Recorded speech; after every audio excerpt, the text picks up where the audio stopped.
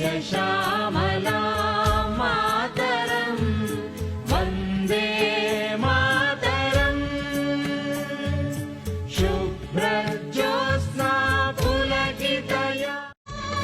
झंडा ऊंचा रहे हमारा विजयी विश्व तिरंगा प्यारा झंडा ऊंचा रहे हमारा विजयी विश्व तिरंगा प्यारा इंकलाब का नारा गुजेगा वंदे मातरम होगा अरे नहीं झुका है ना झुकेगा ये तिरंगा